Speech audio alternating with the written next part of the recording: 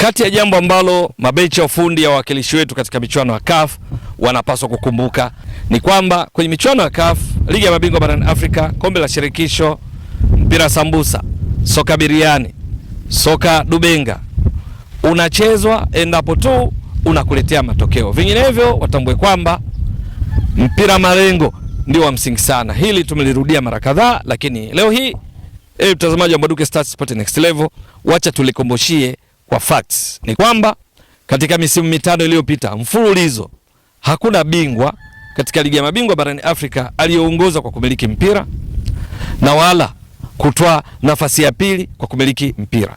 Na ukiangalia katika misimu kuanzia msimu wa 2024-2025 nenda mpaka msimu wa 2017, bingwa aliyewahi kuongoza kumiliki mpira alikuwa ni mmoja tu, Al Ahly, msimu wa 2019-2020, na umiliki wake ulikuwa tu 56%.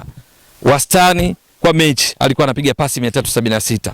Bas, waliobaki wote hakuna bingwa aliyeongoza kwa kumiliki mpira. Ni ushahidi kwamba kwenye michuano ya Ligi ya Mabingwa barani Afrika CAF, hasa kuanzia hatua ya makundi mpaka fainali, timu hucheza kwa malengo. Lakini unapocheza kwa kumiliki mpira halafu unapata matokeo, inakuwa vizuri zaidi. Waliwahi kufanya hivyo vizuri sana ni pamoja na Mamelodi Sundowns ambayo huwa inaongoza kwa kumiliki mpira kwa kiasi kikubwa. Lakini ukifuatilia vizuri, mara ya mwisho kutoa taji la Ligi ya Mabingwa barani Afrika kwa Mamelodi Sundowns ni msimu wa 2016, wakati huo wakiwa chini ya kocha Pitso Mosimane. Tangu hapo Mamelodi hawajatoa tena ubingwa wa Ligi ya Mabingwa barani Afrika. Walau msimu uliopita walifika fainali, lakini bingwa wakawa Pyramids. Sasa kwa kuangalia tu misimu mitano iliyopita kwenye Ligi ya Mabingwa barani Afrika, nani waliongoza kwa kumiliki mpira, nani walitoa ubingwa? Msimu wa 2024-2025 tunafahamu vizuri, bingwa walikuwa ni Pyramids ya Misri ya kina Fiston Kalala Mayele, akina Ibrahim Adel, akina Ramadhani Sobi. Walitoa ubingwa, lakini umiliki wao wa mpira kwa wastani ulikuwa ni 50%. Timu iliyoongoza kwa kumiliki mpira zaidi kwenye michuano ya Ligi ya Mabingwa barani Afrika msimu uliopita 24-25 ilikuwa ni Mamelodi Sundowns ya Afrika Kusini. Kwa wastani ilikuwa inamiliki mpira kwa 64%. Kwa wastani ikipiga pasi 451 kila mchezo.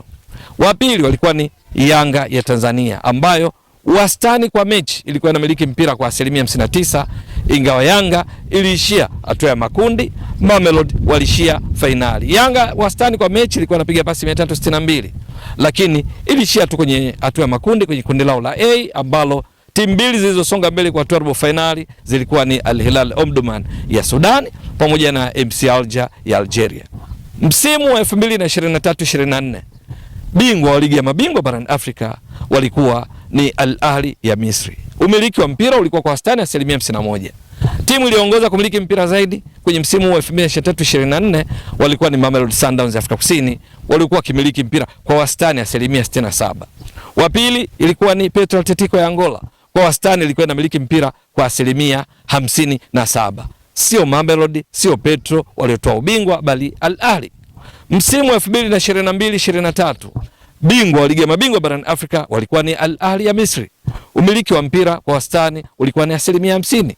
Lakini timu iliyoongoza kwa kumiliki mpira zaidi ilikuwa ni Mamelodi Sundowns ya Afrika Kusini, umiliki wa mpira ilikuwa ni 61%. Wa pili kwa kumiliki mpira ilikuwa ni Petro Atletico ya Angola, kwa wastani ilikuwa inamiliki mpira kwa 59%.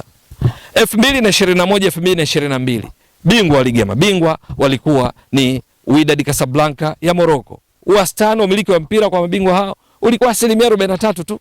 Ndio, huku 57% kwa wastani wa kimiliki wapinzani wao. Mechi zote kuanzia hatua ya makundi mechi 6, robo finali mechi 2, nusu finali mechi 2 mpaka finali. Lakini walioongoza kwa kumiliki mpira katika msimu wa 2021-2022 walikuwa ni Al Ahly ya Misri ambayo ilikuwa kimiliki mpira kwa wastani wa 58%. Wa pili walikuwa ni CR Belouizdad, yenyewe ni Algeria, kwa wastani ilikuwa kimiliki mpira kwa 57.9. Msimu wa 2020-2021 bingwa ilikuwa ni Al Ahly ya Misri. Umiliki wa mpira Al Ahly ulikuwa 55%, lakini walioongoza kumiliki mpira walikuwa ni Mamelodi Sundowns ya Afrika Kusini umiliki wa mpira ulikuwa kwa wastani 61% kila mchezo. Wa pili walikuwa ni Zamalek ya Misri, umiliki wa mpira kwa wastani ulikuwa 58%. Huu ni ushahidi tu, ndani ya misimu mitano hakuna bingwa ligi ya mabingwa alikuwa akimiliki mpira zaidi, lakini hakukuwa na aliyemiliki mpira akatoa ubingwa. Nadhani imeleka vizuri. Kwa lugha nyingine, timu hucheza kwa malengo zaidi. Hata ukienda nyuma zaidi, kuna msimu kwa mfano 2018 2019 bingwa ilikuwa Esperance ya Tunisia, umiliki wa mpira ulikuwa 48%, wala si wao waliongoza umiliki mpira. Lakini pia kuna Wydad washawahi kutoa ubingwa, umiliki wa mpira ulikuwa 52% na kadhalika.